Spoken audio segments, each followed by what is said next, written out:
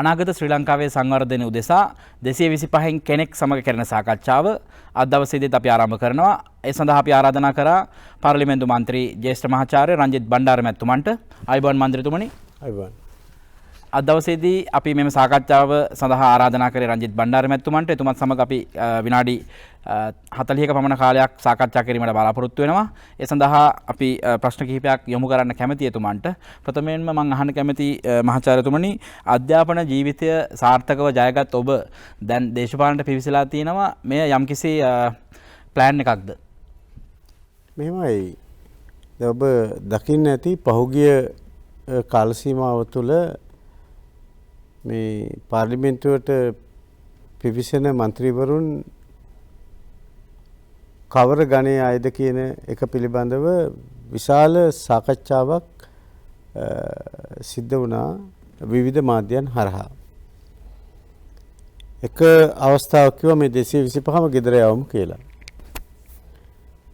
නමුත් ප්‍රජාතන්ත්‍රවාදී රටක පාර්ලිමේන්තුව තුළ නියෝජනය කරන පිරිස උගතුන් බුද්ධිමතුන් පමණක් විය යුතු නැහැ.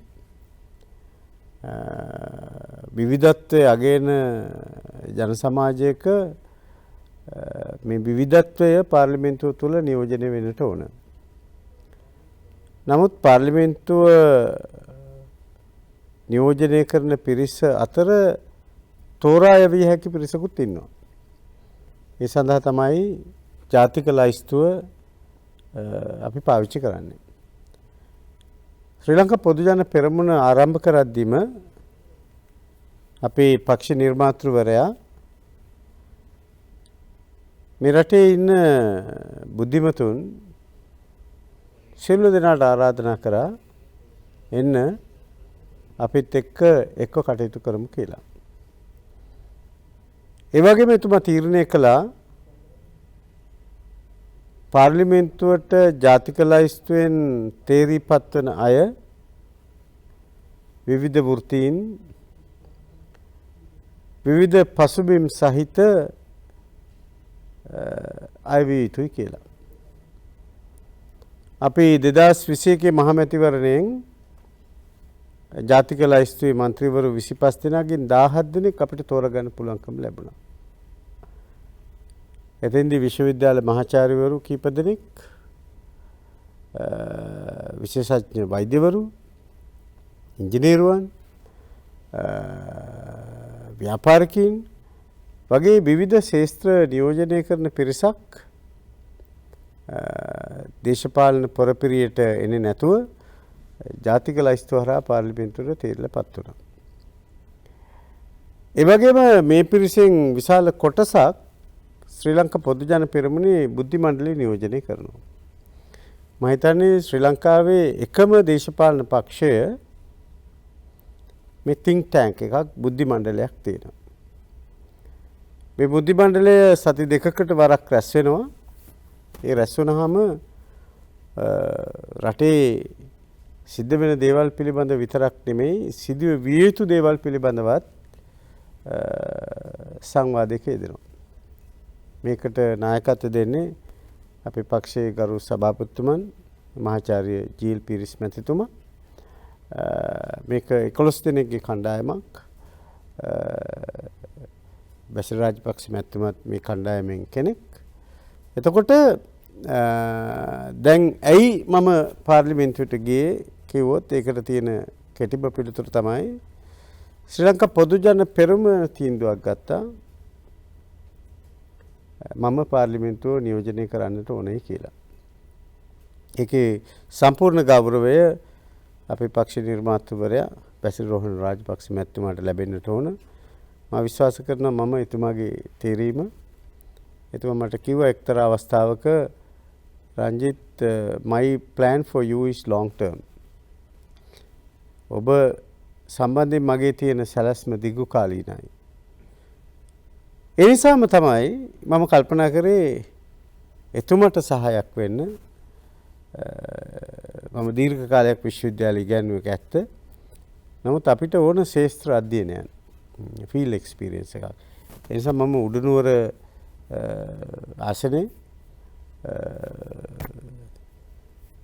ප්‍රාදේශීය සංවර්ධන කමිටුවේ සභාපතිවරයා විදිහටත් උඩුවරනවර මැතිවරණ කොට්ටාසේ ශ්‍රී ලංකා පොදු ජන පෙරමුණේ ආසන සංවිධායකයා විදිහටත් කටයුතු කරනවා.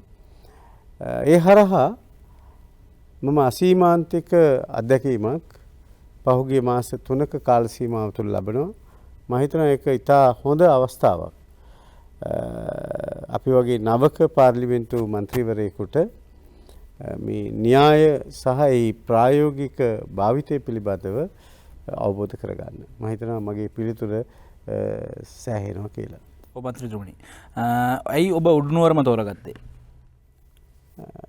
මට ඇත්තටම උඩුනුවරම තෝරගන්න විශේෂ කාරණයක් තිබුණේ. මාව මුලින්ම ඉල්ලුවේ අපේ වෛද්‍ය රොමේෂ් පතිරණ මැතිතුමා රංජිත් අයියා ගාල්ලට එවන්න කියලා කිව්වේ. මම ඉතින් හිත හදාගෙන හිටියේ ගාල්ලේ යන්න. ඊට පස්සේ ගරු ඩිලාන් පෙරේරා මැතිතුමා කියලා තියෙනවා රංජිත්ට බදුල්ලේ සම්බන්ධයක් තියෙනවා බදුල්ලට එවන්න කියලා. ඊට පස්සේ අපේ රාජ්‍ය අමාත්‍ය ගරු කනක හේරත් මැතිතුමා කියලා තියෙනවා රංජිත් දීර්ඝ කාලයක් කෑගල්ලේ අපිට දේශපාලන වශයෙන් උදව් උපකාර කරපු එක කෑගල්ලට එවන්න කියලා. නමුත් අවසානයේ තීන්දුව වුණා මේ මම නුවර යන්න ඕන කියලා. මම දැන් ඇත්තටම මම නුවර යනකොට මට ආසන 5ක කටයුතු වලට සම්බන්ධ වෙන අවස්ථාව තිබුණා. ඉතින් මම හිතුවා ඇයි මම උඩුනුවරට නොයන්නේ? මම ඉගෙන ගත්තේ පෙරදින විශ්වවිද්‍යාලේ. මම ඉපදුනේ හැදුනේ වැඩුනේ මහනුවර. මට ඥාතීන් සහ ඥාති නොවන විශාල පිරිසක් මේ ප්‍රදේශවල ඉන්නවා. ඒ නිසා මම හිතුවා උඩුනුවරට යනවා. උඩුනුවරට යන්න හේතු වෙච්ච කාරණේ ඕක විතරක් නෙමෙයි. උඩුනුවර කලාපේ පාසල් 43ක් තියෙනවා. කෘෂිකර්මාන්තයේ තමයි ප්‍රධාන ජීවනෝපාය මාර්ගය. මිනිස්සුන්ගේ පැත්තෙන් කෙරෙන්න ගොඩක් දේවල් තියෙනවා. ඒ නිසා මම හිතුවා මේ මගේ ජීවිතේ ඉංග්‍රීසියෙන් කියනවා last spell of my life. ආයෙ විශ්වවිද්‍යාලෙ ගිහිල්ලා උගන්වන්න මගේ කල්පනාවක් නැහැ. ඒ නිසා මේ ස්පෙල් එක මම දේශපාලනයේ මහජන සේවය සඳහා කැප කරනවා කියලා. හරි මන්ත්‍රීතුමනි, දැන් තව ප්‍රශ්නයක් අපිට ෆේස්බුක් ඔස්සේ යොමු කරලා තිබුණා. ඔබතුමා එනවා කිව්වහම දැන් පසුගිය දවසක ඔබතුමාගේ ෆේස්බුක් පිටුවේ සඳහන් කරලා තිබුණා මේ සීනි අර්බුදයක් තියෙනවානේ ලංකාවේ දැනට මේ දවස්වල විපක්ෂ විසින් දීර්ඝ වශයෙන් ගොඩනගාගෙන යන ප්‍රශ්නයක්. ඒකෙදී ඔබතුමා ෆේස්බුක් පිටුවේ දාලා තිබුණා කියලා මේ පිළිබඳව ඒ කියන්නේ ඇත්තට මේක මහ බැංකු වංචාවත් එක්ක සසඳන්න එපා කියන කාරණාව. ඔබතුමා මොන හේතුව පාදක කරගෙනද එහෙම කියන්නේ? එතන ඇත්තට වංචාවක් වෙලා නැද්ද? නැත්නම් වෙලා තියෙන එකක් හංගනවද? මොකක්ද එතන ඇත්තම තත්ත්වය? ආණ්ඩුවකට ප්‍රතිපත්ති තීන්දුව తీරන ගැනීමේදී උපකරණ දෙකක් තියෙනවා. එකක් තමයි මූල්‍ය ප්‍රතිපත්තිය, අනිත් එක තමයි ෆිස්කල් ප්‍රතිපත්තිය. මූල්‍ය ප්‍රතිපත්තිය ක්‍රියාවට නගන්නේ ශ්‍රී ලංකා මහ බැංකුව. ඒකට වෙනම උපකරණ සමූහයක් තියෙනවා. ඊට පස්සේ ෆිස්කල් ප්‍රතිපත්තිය, රජයේ ආදායම සහ වියදම් ප්‍රතිපත්තිය පිළිබඳ කටයුතු කරන්නේ ශ්‍රී ලංකා මුදල් අමාත්‍යාංශය. එතකොට අපි බදු ගත්තාම එක ඉන්ස්ට්‍රුමන්ට් එකක්, එක උපකරණයක්. එතකොට රජයේ ආදායම උපයා ගන්නත් බදු පාවිච්චි කරනවා. ඒ වගේම රජය සහන සලසන්නත් බදු පාවිච්චි කරනවා. රජය ආර්ථිකය දිරිමත් කරන්නත් බදු පාවිච්චි කරනවා. එතකොට බදු පාවිච්චි කරන්න පුළුවන් ස්වරූප තුනක් තියෙනවා. ආදායම් උත්පාදනය, සුබසාධනය සහ සමහර අංශ ධෛර්යමත් කරන්න. දැන් අපේ ආණ්ඩුව දිගින් දිගටම පෞද්ගලික අංශයේ අලුත් ආයෝජන වෙළඳපොළ පුරුදු කිරීම සඳහා මේ බදු ක්‍රමය සරල කරා. ඒ අතර වාරේ රජය මහජන සුබසාධනය වඩා තීව්‍ර කරන්න බදු පාවිච්චි කර උපකරණයක් විදිහට දැන් සීනි බදු අඩු කිරීම මෙවැනි එක උත්සාහයක්. එදා සීනි මත පනවා තිබුණු බද්ද අඩු නොකළා නම් අද රුපියල් 135ට ඕගොල්ලන්ට සීනි ගන්න හම්බෙන්නේ නැහැ. සීනි කිලෝ 200ක් වෙන්න තිබුණා. දැන් විපක්ෂයට සටන් පාස් නැහැ. විපක්ෂයම පිළිගත්තා අපි මහ බැංකු මහා මංකොල්ලේට හවුල්. විපක්ෂයම පිළිගත්තා අපේ ගරු විපක්ෂ නායකතුමා කිව්වා ප්‍රසිද්ධ මාධ්‍යයට ඇවිල්ලා පාස්කු ප්‍රහාරය සම්බන්ධයෙන්මුත් අපේ වගකීම තියෙනවා. එතකොට ජනතා විමුක්ති පෙරමුණ හැමදාම උත්සාහ කරේ මේ දැන් ඔබ තරුණ කෙනෙක් නිසා මේ අවබෝධය නැතුව ඇති. අපි විශ්වවිද්‍යාලය ඉගෙන ගත්තේ ජනතා විමුක්ති පෙරමුණ සක්‍රීය ලෙස පෙරටේ රාජ්‍ය බලය ලබා ගැනීම සඳහා වන ව්‍යායාමයක යෙදී ඉන්න වෙලාවක. 1987 93 කාල සීමාව තුළ. දැන් ඉන්න විපක්ෂ නායකතුමාගේ තාත්තා තමයි ඒ කාලේ මේ රටේ අගමැති ඒ වගේම පසු කාලික ජනාධිපති. කවුද මොනවද කරන්න කියලා බලන්න කියලා කිව්වේ. ඒකේ කරපු දේවල් වලින් ටිකක් කියන්න. විශ්වවිද්‍යාල ශිෂ්‍ය විදියට අපිට අඟවලා තිබුණේ මෙන්න විප්ලවය සිද්ධ වෙනවා. ඒ විතරක් නෙමෙයි අපි මේ ගනු ලබන සියලු ක්‍රියාමාර්ග අපේ අවසාන ඉලක්කය මත රඳා පවතිනවා. ඒ අවසාන ඉලක්කය යහපත් එකක් නම් ගනු ලබන ඕනෑම ක්‍රියාමාර්ගයක් කෘෂි සේවා මධ්‍යස්ථාන ගිනි තියන එක, බස් ගිනි තියන එක, රාජ්‍ය කාර්යාල ගිනි තියන එක, ග්‍රාම සේවකලට වෙඩි තියන එක, ත්‍රිවිධ හමුදාවට මරද රාජනයන එක මේ විදිහට විවිධ සමාජ විෂමතාවයන් කිරීම මේ අවසානයේ විප්ලවීය රජය බිහි කිරීම සඳහා වන ව්‍යායාමයේ විසින් සාධනය කරනු ඇති කියලා විශ්වාස කරේ. ඔබ තරුණ නිසා මේ කාරණා දන්නේ නැතුව ඇති. අවම වශයෙන් මේ රටේ තරුණ තරුණියෝ 96000ක් තමන්ගේ ජීවිත පරිත්‍යාග කරා මේ කියන සිහින රාජ්‍ය ගොඩනැගීම සඳහා ජනතා විමුක්ති පෙරමුණ 1971 මේ 1980 ගණන් වලත් ගත්ත ව්‍යායාම ප්‍රතිඵල විදිහට. අවුරුදු 60ක් පරණ පක්ෂයක්. හැබැයි 3%ක ඡන්ද ප්‍රතිශතයක් ගන්න පුළුවන් වුණේ. ඒ නිසා ජනතා විමුක්ති පෙරමුණටත් අවාසනාවකට දැන් සටන් පාට නැහැ. ඒ නිසා විවිධ මුහුණුවර වලින් මාධ්‍ය ඉදිරියට එනවා. දැන් මේ සරල තර්කය පිළිගන්න. ආණ්ඩුව බදු සීනි මත පනවා තිබුණු අඩු කලේ යම්කිසි සුද්ධ පරමාර්ථයක් ඇතු. ඒ තමයි ජීවන වියදම අඩු කිරීම සඳහා වන ජනාධිපති කොමිටිය කිව්වා කියන්න මේක කොහොමද කරන්නේ. අපි එහෙමනම් රුපියල් 50ක් අය කරන බද්ද 725ක් කරමු. එහෙම නොකරා නම් මිනිස්සු වැඩි මිලට සීනි ගයි රජයට ආදායම් ලැබෙයි.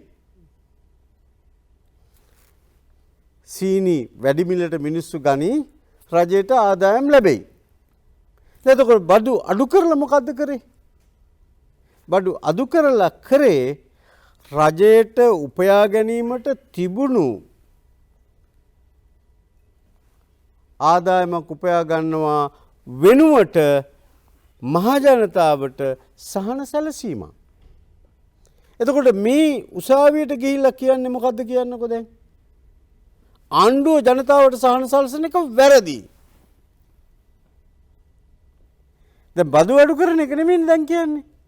දැන් මේගොල්ලන් කියන්නේ මෙහෙම කරා නම් මෙහෙම නොකරා නම් මේ ගාන මෙහෙම වුණා නම් මේ විශාල මුදල් ප්‍රමාණයක් උපයා ගැනීමට තිබුණා. ඔව් ඒක ඇත්ත.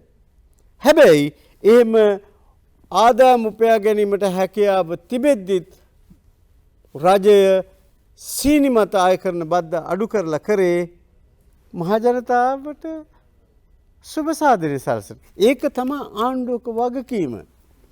විපක්ෂයත් ජනතාව විමුක්ත පෙරමුණත් මේ කාරණේ තේරුම් ගන්න ඕන. ඒ නිසා තමයි මම මගේ Facebook පිටුවේ කිව්වේ මේක කිසිම ලෙසකින් මහ බැංකුවේ සිද්ධ වෙච්චි මහදවල් මහා මංකොල්ලෙත් එක්ක සංසන්දනය කරන්න එපා. මෙතන සිද්ධ වුණේ මුළුමනින්ම ජනතාවට සුබ සාධන පරමාර්ථයෙන් අවශ්‍ය ඉඩකඩ පුළුල් කිරීම පමණයි. එහෙම නැතුව කාගේ හරි සාක්කුවට මේ සල්ලි ගියා කියලා කියනවා නම් ඒක මං හිතන්නේ අමනෝච්ච තර්කයක්. ඔව් මහාචාර්යතුමනි දැන් ඔබතුමත් ඉන්න කමිටි එකකින්ම තමයි මහ බැංකුවෙන් මේ පිළිබඳව ප්‍රශ්න කරලා තිබුණේ. එතනදී ඇයි හරි මැසේජ් එක ජනතාව අතරට නොගියේ සහ තාමත් ඔබතුමාලා හරියට මේ මැසේජ් එක ජනතාවට ලබා දෙනවද කියන එක ගැන ප්‍රශ්න තියෙනවා. මෙහෙමයි. කියන්නා කෙසේ කීවත් අසන්නා සීබුද්ධියෙන් ඇසිය යුතුයි කියලා කියමනක් තියෙනවා. ඔයගොල්ලන් තරුණ නිසා සමහරට මේ උපහැරණ දන්නේ නැතුව ඇති. පාර්ලිමේන්තුවේ විවිධ කොමිටි තියෙනවා. එක කොමිටියක් තමයි ඔය කියන පබ්ලික් ෆයිනෑන්ස් කමිටි එක. මේකේ ආණ්ඩු පක්ෂයයි ඉන්නවා විපක්ෂයයි ඉන්නවා. ගරු අනුරපියදර්ශන ආපෑ මැතිතුමා තමයි මේකේ සභාපතිවරයා විදිහට කටයුතු කරන්නේ. එතකොට ප්‍රශ්නයක් ඇහුවා එක කමිටු සමාජිකයෙක් දැන් මේ සීනි මිල අඩු කරපුවාම රජයට කොච්චර බදු ආදායමක් අහිමි වෙනවද? හරි සාධාරණයිනේ. සීනි මිල අඩු කරේ නැත්නම් මිනිස්සු කී හරි දීලා සීනි ගන්නවා. එහෙම කී හරි දීලා සීනි ගත්තොත් මෙච්චර බදු ආදායමක් රජයට උපයා ගැනීමට තිබුණා. should have earned. ඒකනේ ඇත්ත. එතකොට මුදල් අමාත්‍යාංශය එහෙම කොමිටි සමාජිකයා අපමණ උත්තරේ දෙන්න ඕන. ඒ උත්තරේ දෙනකොට ඊටාම සාධාරණ පිළිතුරක් සපයලා දුන්නේ පිළිබඳව පැහැදිලි කිරීමක් කරා මුදල් අමාත්‍යාංශ ලේකම්වරයා මේ පුවත්පත් සාකච්ඡාවක් තියලා සහ ලියලා මේ පිළිබඳව විවිධ අය ලියලා තිනවා. ඊටාම සාධාරණ කාරණා එළියට අරන් තිබුණේ. එහෙම නොකරා නම් මෙහෙම උපයා ගන්න තිබුණා. ප්‍රසන්ටේෂන් එකේ ප්‍රශ්නයක් ඇති. හැබැයි ප්‍රශ්නේ තියෙන්නේ මේක තේරුම් ගත්තේ නැති එක. දැන් මේගොල්ලන් කරේ මොකද්ද? මාසෙකට සීනි කිලෝ 3ක් පරිභෝජනය කරනවා. බද්ද 750යි. එතකොට 3 වැඩි කිරීම 50 150යි. පාඩුවක් ඉදිරිය පෙන්නවා ඒ කට්ටිය. සමහර කපුවෝ මනමාලි බලන්න යනකොට මනමාලයගේ පාර්ශවයට දෙනවා මේ තේවතු මේ රබර් වතු මේ ගෙවල්.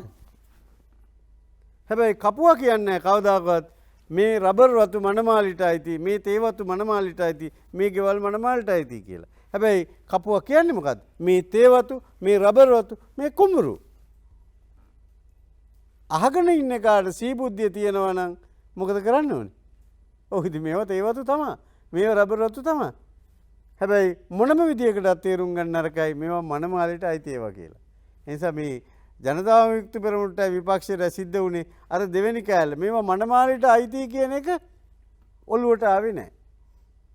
ඒගොල්ලන් කරේ මොකද්ද? පරිභෝජනය කරන සීනි ප්‍රමාණයයි බදු අය කළා නම් අය කරන බදු ප්‍රමාණයයි මේ දෙක එකට වැඩි කරලා උපයා ගැනීමට හැකි ආදායමයි මේක කාගේ හරි සාක්කුවට ගියා කියලා තර්ක කරන්න පටන් ගත්තා. මේක තරුණයා ජාතියේ අවාසනාව. ඒ කියන්නේ අපි පින් කරලා නැහැ ඇත්ත තොරතුරු දැන ගැනීම සඳහා. ඒ නිසා මම ආරාධනා කරනවා ඕගොල්ලන්ගේ පරම්පරාව ඇයට විශේෂයෙන් පින් කරන්න ඇත්ත තොරතුරු දැන ගැනීමට අවබෝධ කර ගැනීමට.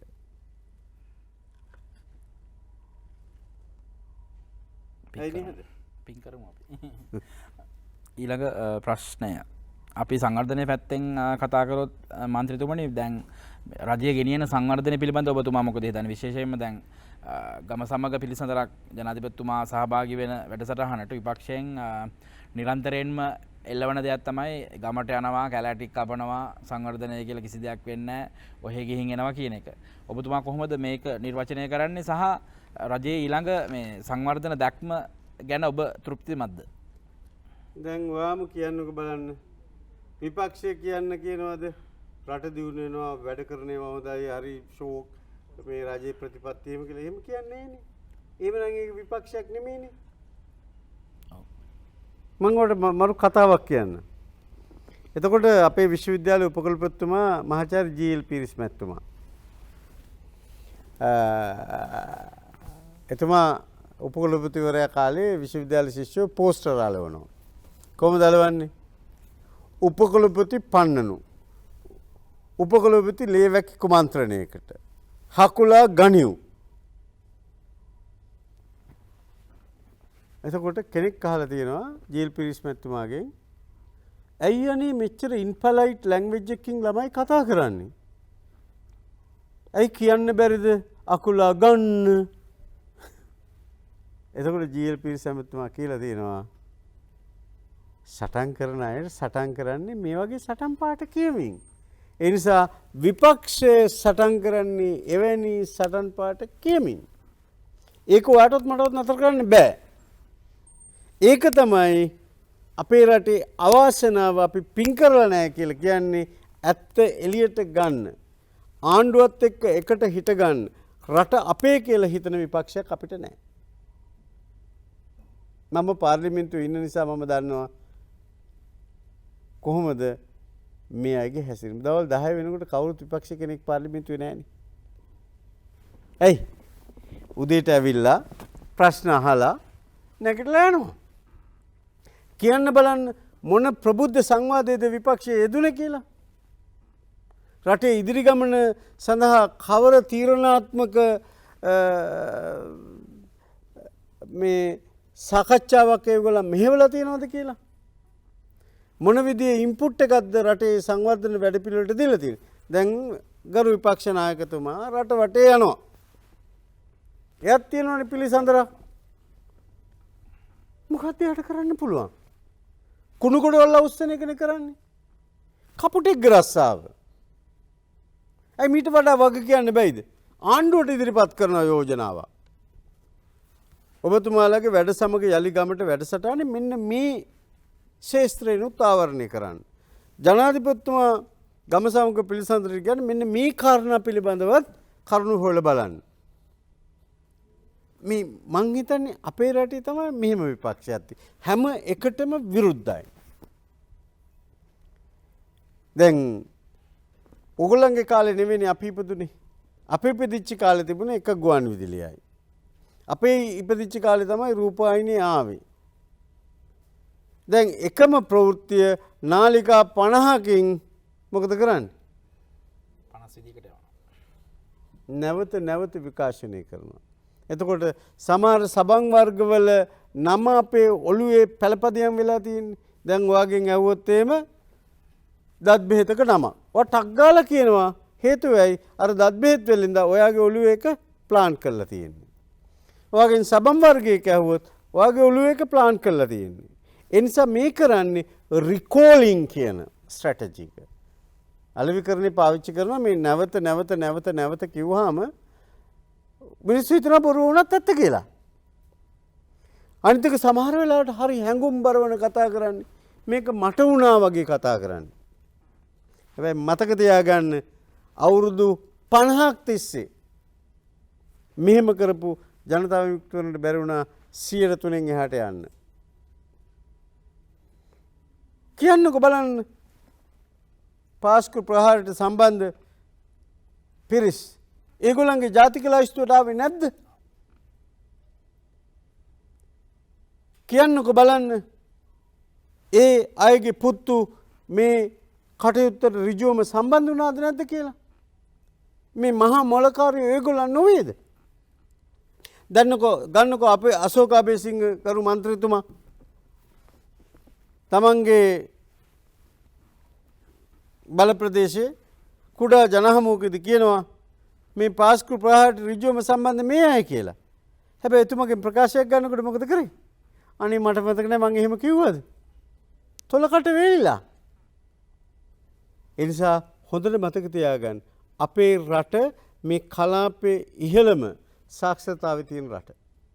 ඒ නිසා අපේ කලාපයේ අනිත් රටවල් එක්ක මේ උපාය සසඳන්න බෑ. මහ ජනතාව ආය මුලා වෙන්නේ නැහැ. දැන් 2015 මහින්ද රාජපක්ෂ ජනාධිපතිතුමා ගෙදර යවලා කවුද බලයට ගෙනාවේ? Tamanට පාලනය කරගන්න පුළුවන් කියන කෙනෙක් ගෙනාවේ. හැබැයි එතුමා යම් අවස්ථාවක තේරුම් ගත්තා මගෙත් එක්කම මේ රට ඉන්දියන් සාගරේ ගිලන ගතියක් තියෙනවා. ඒ නිසා තමයි එතුමා විරෝධතාවයන් පෑවේ. එතුමා නිහඬව හිටියා. එතුමා අවවාද කරා.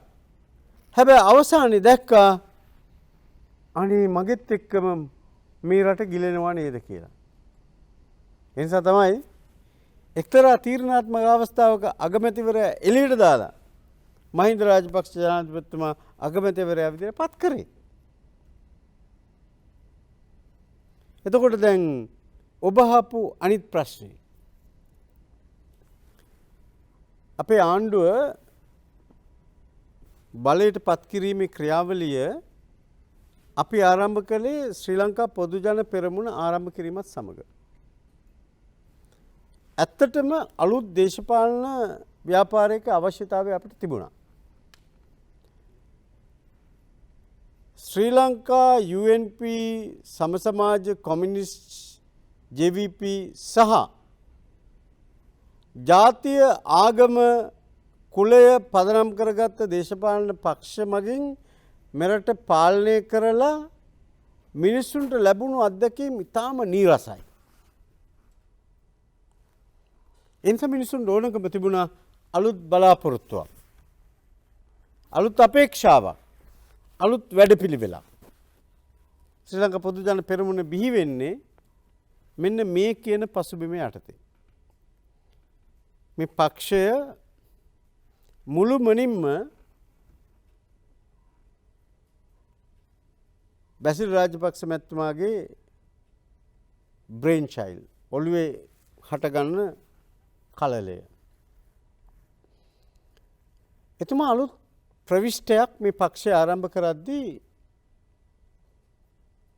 පක්ෂයේ ක්‍රියාකාරීත්වයට ඇතුල් කළා. පළවෙනි එක තමයි පක්ෂයට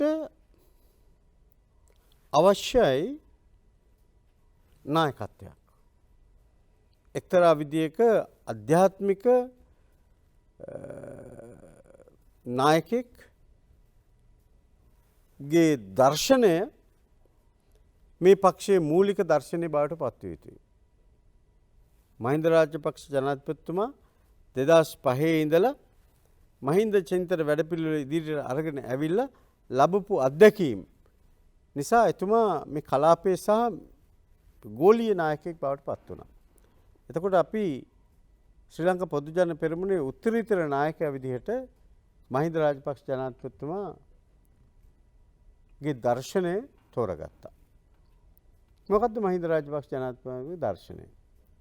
එතුමා හැම විටම විශ්වාස කරා පහලින් උඩට එන වැඩපිළිවෙලක් තමයි සාර්ථක වෙන්නේ.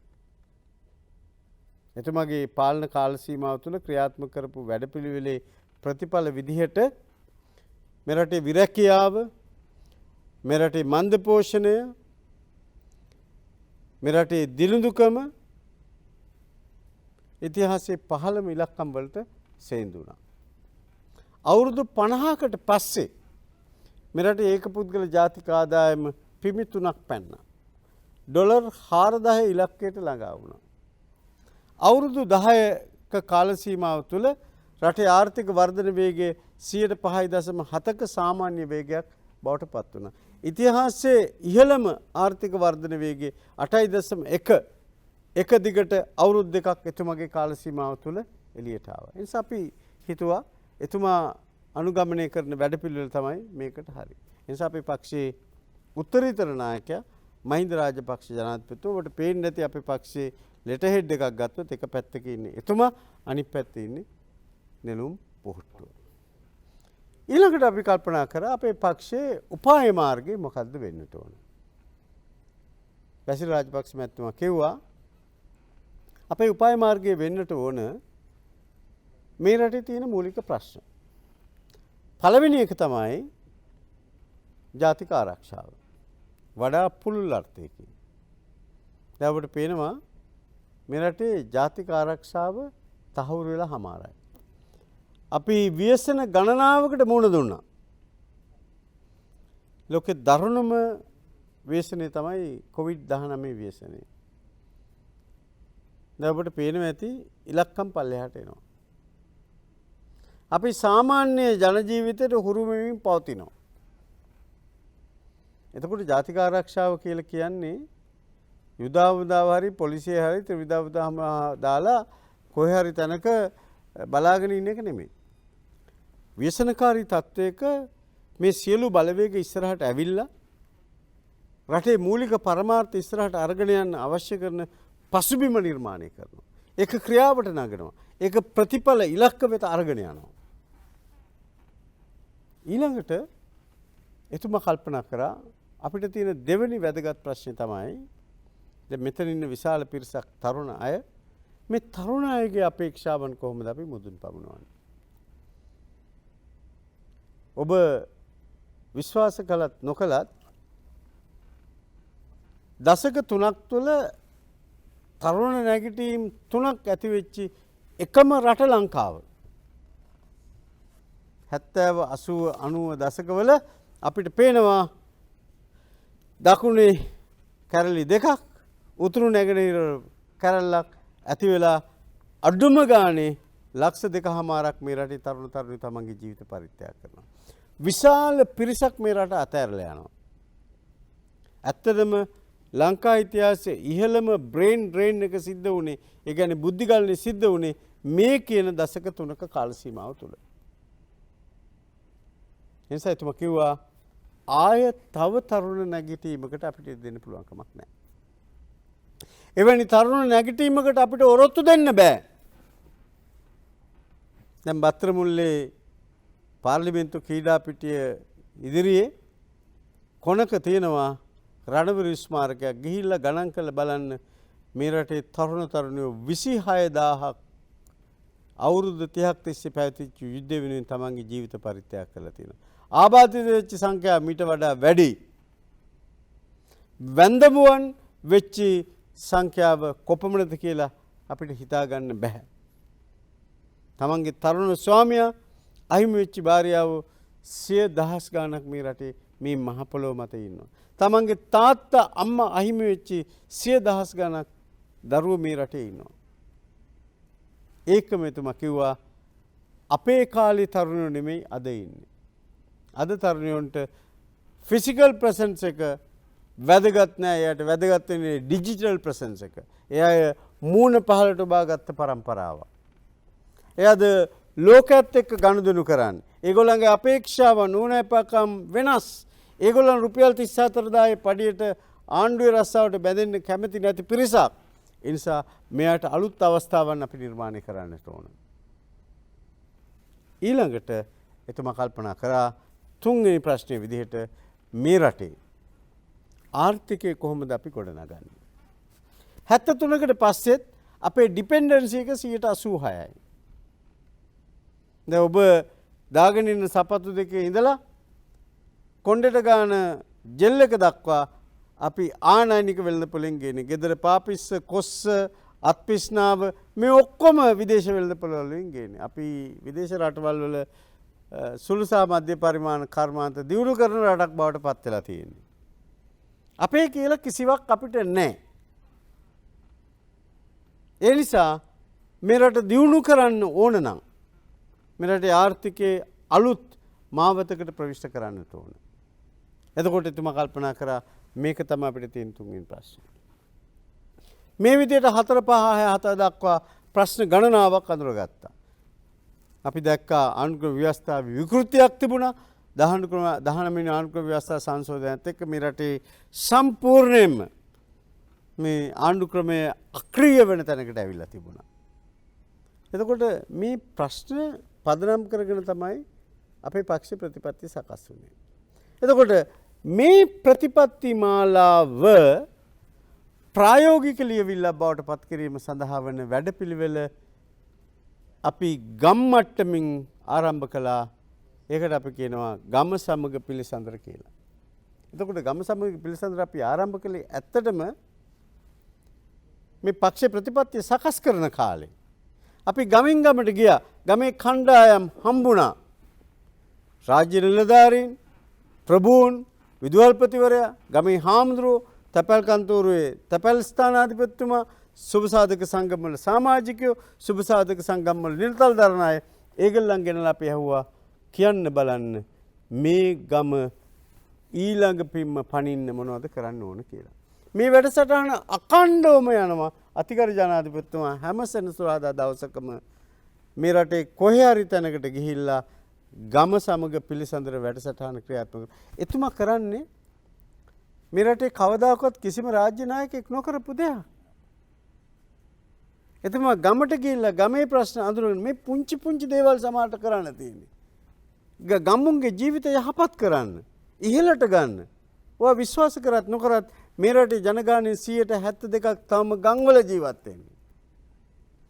කිසිම කරදරයක් කරන්නේ නැති මිනිස්සු. ගමේ මිනිස්සුන්ගේ අවශ්‍යතාවයන් අපි හඳුනගෙන ඒවා අපි එක ඉලක්කයකට ගත්තොත් අපිට පේනවා මේ රට 21 වන සියවසට ගෙනියන එක අමාරු වැඩක් නෙමෙයි. ඒ නිසා ගම සමග පිළිසඳර වැඩසටහන ක්‍රියාත්මක කිරීම සඳහා මීට මාස 2කට ඉස්සෙල්ලා ජනාධිපති කාර්ය සාධන බලකාය අරමුණු කීපයක් ඇතුව පිටවපු එකක් වැඩ සමග යලි ගමට කියලා වැඩසටහනක් ක්‍රියාවට නැගුවා. මේ වැඩසටහන ක්‍රියාත්මක කිරීම සඳහා වන මුදල් 2021 සඳහා වන අයවැයෙන් වෙන් කරනවා. එතකොට මේවා ඇත්තටම කරන්න පුළුවන්කම තියෙනවා. ඊළඟ ආපහු පාරක් අපි ගමේ කණ්ඩායම මුණ ගැහිලා මෙන්න මේ වැඩවල් තමයි අපිට කරන්න තියෙන්නේ. මෙන්න මේ විදියට ඒක ක්‍රියාවට නැගෙන්න ඕන. මෙන්න මේකට අපි දෙන්න ඕන පූර්වතාව. මේක තමයි කඩිනමින් කරන්න ඕන එක. මේක කරොත් විශාල පිරිසකට වාසි ලැබෙනවා, ප්‍රයෝජන ලැබෙනවා. එතකොට හැම ගමකම කළ යුතු වැඩ ලයිස්තුවක් අපිට තියෙනවා. දැන් අපි ඊළඟ අදියරේදී මේ වැඩසටහන ක්‍රියාත්මක වෙන අතරවාරේ මේ හැම ගමකටම අපි හදනවා උපාය මාර්ගික සැලැස්ම. නැත්තම් හැමදාම ගමට කැකිරි කොළඹට කිරි වෙනවා. ඊට පස්සේ මොකද කරන්නේ? මේ සියලු වසම් එකට එකතු කරලා අපි හදනවා අදාළ ප්‍රාදේශීය ලේකම් කාර්යාලයට උපාය මාර්ග සැලැස්ම. එතකොට සමස්ත රටම සෞභාග්‍ය දැක්මත් එක්ක ඒකමිතික වෙනවා. එතකොට රට සංවර්ධන මාවතට ප්‍රවිෂ්ඨ කරන්න පුළුවන්. රට ඉදිරි පිම්මට අපිට අරගෙන යන්නට පුළුවන්. ඒ නිසා ගම සමග පිළිසඳර අඛණ්ඩව අපි සිදු කරගෙන යන අතරවාරේ වැඩ සමග යලි ගමට මේ රටේ සංවර්ධන අභිප්‍රායන් මුදුන් පමිණීම සඳහා ඇති කරගත්ත වැඩසටහන. මන්ත්‍රීතුමනි දැන් සංවර්ධනයට මුවා වෙලා මේ පරිසරය එහෙම හානි කරනවා කියලා පහුගිය දවස්වල ජනප්‍රිය මාතෘකාව ඒක කියන්නේ පරිසර සංරක්ෂණය පිළිබඳ ගොඩක් කට්ටිය කතා කරනවා. කෙනෙකුට අහන්න පුළුවන් 2015 මහින්ද රාජපක්ෂ ජනාධිපතිතුමාගේ රජය ඒ කියන්නේ 2015න් පරාජයට පත් වෙන්න ගෙන ආපුම බලවේග පරිසර සංරක්ෂණය කියන මාතෘකාව දාගෙන එළියට අවිල්ලද කියලා එකක් අහන්න පුළුවන්. ඔබතුමා මොකද්ද මේ ගැන දරන්නේ? මොකද සංවර්ධනයට මුවා වෙලා පරිසරය විනාශ කරනවා කියන එක තමයි විපක්ෂයෙන් දිගින් දිගටම චෝදනා කරන්නේ. මේක තරුණයා මේ යුරෝසෙන්ට්‍රික් අයිඩියොලොජි එකක්. මේ දියුණුවයි කියන රටවල් තමන්ගේ රටවල් පරිසර පද්ධති මුළුමනින්ම විනාශ කළා. දැන් ඒගොල්ලන් ගාව සල්ලි තියෙනවා. ඒගොල්ලන්ගේ සල්ලි වියදම් කරනවා විවිධ මාර්ග වලින් අපේ රටේ නැත්නම් වෙනත් ලෝකේ රටක අර්බුදයක් ඇති කරන්න. මේක දේශපාලන වෙන්න පුළුවන්, ආර්ථික වෙන්න පුළුවන්, පරිසරික වෙන්න පුළුවන්, සමාජ වෙන්න පුළුවන්, සංස්කෘතික වෙන්න පුළුවන්. ඒ නිසා ඔබ ඊටාම නිවැරදිව කියුවා ඔය 2015 ඔය කියන යහපාලනේ ගේන්න උදව් කරපු අයම තමයි දැන් වෙන කබායක් ඇඳගෙන ඇවිල්ලා පරිසරය රකින්න කියලා කියන්නේ. සංවේදී මාතෘකාවල් ගන්නවා. දැන් අර නුවර අධිවේගී මාර්ගයේ දැන් ඒ මාධ්‍යයට ඇවිල්ලා කතා කරපු නිලධාරි මහත්මිය ඒ කලාපේ කොච්චර කාලයක් වැඩ කරලා තියෙනවද? මම දන්න විදිහට නම් වැරදි නම් නිවැරදි කරන්න අවුරුදු 8ක් සේවය කළා තියෙනවා. එතකොට මේ 8 අවුරුද්ද මෙයා දැක්කේ නැද්ද මෙහෙම ගහක් තියෙනවා? දැන් එකපාරට මේ ගහ කොහොමද මතු වුනේ? මේක එකපාරට ලෝක උරුමයක් බවට පත් වුනේ කොහොමද? මේකට ඉංග්‍රීසියෙන් කියන්නේ මේක තමයි මැනිපියුලේෂන් එක. දැන් එක්තරා රූපවාහිනී නාලිකාව වාණිජ වැඩසටහනකට ඇවිල්ලා තරුණ ගෑන් ළමෙක් සිංහරාජේ කපනවා කිව්වා. ගිහිල්ලා බලපුවාම මම දැක්කා එයාගේ මාමා කියනවා මෙවුවා හෙන ගහන අපරාධ මාත්‍රු මෙව ඔක්කොම මුසාව. මේ ජනප්‍රිය දේවල් එළියට ගන්න ඕන කෙනෙකුට පුළුවන්. දැන් මම ඔබට කියවනේ මම පෙරදින විශ්වවිද්‍යාලේ ඉගෙන ගත්තේ. මම ඊයේ තමයි කොළඹ ආවේ. මම ඊයේ උදේ ඇවිදින්න ගියා පෙරදින විශ්වවිද්‍යාලේ ක්‍රීඩාංගණයට. ඉතින් මම එහා පැත්තේ වාහනේ නැත කරලා අක්බාර් පාලෙමින් ගොඩ වෙලා ඇවිදින ගමන් නිකම් බැලුවා සනාතන මන්දිරේ මහවැලි ගඟට කොච්චර දුරින්ද තියෙන්නේ. මීටර් 25යි. මේ මහා විශාල ක්‍රීඩාගාරේ මීටර් 50ක් මෙහින් තියෙන්නේ. පෙරදිනේ සරසවිය ගත්තාම ඔක්ස්ෆර්ඩ් කේම්බ්‍රිජ් විශ්වවිද්‍යාලයට වඩා ඉහළින් තියෙන්නේ එච්චරක ලස්සන මල් පාට පාක මල් පිපෙන සියලු දේවල් වලින් අංග සම්පූර්ණ එකක්. අද පෙරදිනේ විශ්වවිද්‍යාලය හදන්න ගියොත් ඔය මූණු පොතේ ඔය කතා කියන අපේ තරුණ දරුවෝ එහෙම නැත්නම් අර යූරෝ සෙන්ට්‍රික් මූලාශ්‍ර හරහා සල්ලි එන අය කොහොම නටයිද? තරුණයා පරිසරය සහ සංවර්ධනය කියන එක සමමිතිකව කළ යුතු එකක්. තිරසාර සංවර්ධනය කියලා 1987 ලෝක පරිසර සංවර්ධන වැඩපිළිවෙල හරහා සාකච්ඡාවට ගෙනිච්ච කාරණා එකතු කරලා පොතක් අච්චු ගැහුවා. මේ World Environmental Development Commission එක කියන එකෙන්. මේ කෘතිය රචනා කරද්දී ඒකේ සභාපතිතුමී හිටියේ වකට නෝවීජියානු අග්‍රාමාත්‍යතුමියනේ ඩොක්ටර් බ්‍රොන්ලන්. ඒ නිසා මේ කමිෂන් වාර්තාවට කියන්නේ බ්‍රොන්ලන් රිපෝට් එක කියලා. ඒකෙන් තමයි මේ තිරසාර සංවර්ධනය කියන එක එළියට ආවේ. ඔබ දන්නවා තිරසාර සංවර්ධනය කියන්නේ මොකක්ද කියලා? වර්තමාන પરම්පරාව විසින් අනාගත પરම්පරාවට හිමි කර ගැනීමට හැකි දේවල් අහිමි වන නොවන ආකාරයට සංවර්ධන ක්‍රියාවලිය ක්‍රියාත්මක කරන එක. ඒකෙන් කියන්නේ මේ මොකුත් නොකර ඉන්න කියලා. අපි කරන සංවර්ධනය ආර්ථික, පරිසර, සමාජ කියන මේ සියලු අංශ එකට එකතු වෙලා කරන්නට ඕන. දැන් මම දැක්කා මහා මාර්ග අමාත්‍යාංශය කියන මේ ගහ අපිට පුළුවන් රූට් බෝල් කරලා වෙන තැනකට ගෙනියන්න. වත්තේ අයිතිකාරයා කියන මම පර්චේස් 40ක් දෙන්නම් පල්ලෙහාට ගෙනල්ලා මේක හදන්න. හැබැයි එහෙම නැතුව මේ ගහ බේරලා ගියොත් එහෙම තව ඩොලර් රුපියල් මිලියන 800ක් විතර වීදම් වෙනවා කියලා තියෙනවා. කියන්න ලේසි කරන්න අමාරුයි. දැන් වික්ටෝරියා, රන්දෙනිගල, අපකොත්මලේ මේ එකක්වත් කරන්න හම්බ වෙන්නේ මේ කට්ටිය එදා හිටියානම්. සමාජ මාධ්‍ය වගේ දේවල් තිබුණා ඒ කාලේ. සමාජ මාධ්‍ය තිබ්බද මේම හිතන කට්ටිය. මේ බඩට ලුණු කැඳ. හැබැයි එළිය විල්ලුද වලින් අඳගත්ත ඇඳුම් තමයි ඇඳන් ඉන්නේ. ඒ නිසා මේ අයගේ නිරෝධයයි රට හෙලි කරන්නට ඕනේ. ඒ නිසා රටක් දියුණු කරන්න ගනු ලබන ක්‍රියාමාර්ග ඒ රටේ ජනතාවගේ ජීවිතය යහපත් කරන්න අරගෙන තියෙන්නේ. ඒ නිසා මේ ගස් කපනවා අය, කඳු පාත් කරනවා අය, වැලි ගොඩ දානවා අය කියලා කියන්නේ මේ පහසුවෙන් විකුණ ගන්න පුළුවන් මාතෘකාවල්. දැන් පොහොර සහනාධාරය කපනකොට කවුරුත් ඔය විදිහට එළියට බහැලා ඇඬුවද? හම්බන්තොට වරාය විකුණනකොට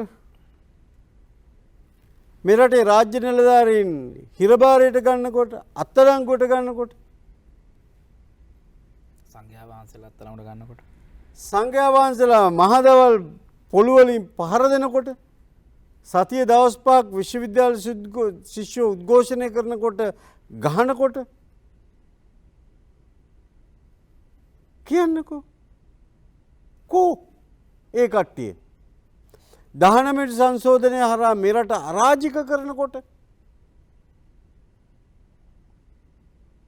දැන් අපේ පක්ෂ නිර්මාතෘවරයා උසාවි 7ක විත්තිකාරයෙක් මේ රටේ අහිංසක මිනිස්සුන්ට ගයක් හදාගන්න රුපියල් 2500ක ඇඩ්වාන්ස් එකක් දුන්නා. අවුරුදු ලිතක් අච්චු ගැහුවා කියලා. දැන් මේ සාධාරණ ඒ සමාජ සුබ සාධන එක පැතිකඩ. දැන් මේව ගැන කවුරුත් කතා කරන්නේ? නම නිකන් ආන්නේ. ඒ දවස්වල මුනිවත රැකලා දැන් කතා කරනවා. චරෝන්නේ අර කොළඹ ප්‍රධාන පෙළේ ව්‍යාපාරිකයා තමන්ගේ ජාතික ලයිස්තුවේ ඉන්න ගමන් මේ මහා පාස්කු ප්‍රහාරයට තමන්ගේ පුතාලා දෙන්න ඍජුවම සම්බන්ධ වෙච්චි ජනතා විමුක්ති පෙරමුණ ඇවිල්ලා මිනිස්සු ඉස්සරහා සමාවිල්ලනවාද? අපිටත් ලොකු වැරදීමක් වුණා. අපි මේක නිවැරදි කරගන්න ඕන. දැන් ඒ වගේ එකක් පෙන්නලා දෙනවද?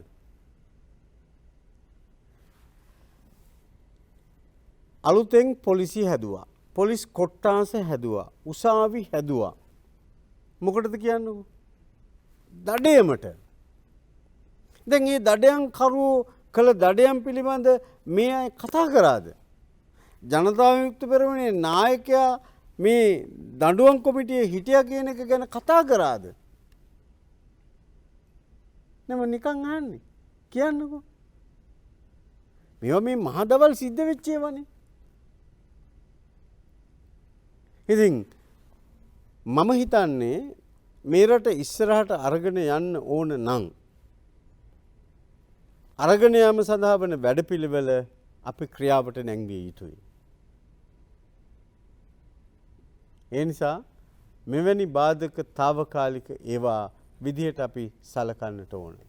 අපේ රට ඉස්සරහට ගෙන යන වැඩපිළිවෙල ක්‍රියාවට නැගමින් පවතිනවා. හොඳ දැක්මක් තියෙන කෙනෙක් අපේ රටේ රාජ්‍ය නායකයා අතුගල ජනාධිපතිතුමා.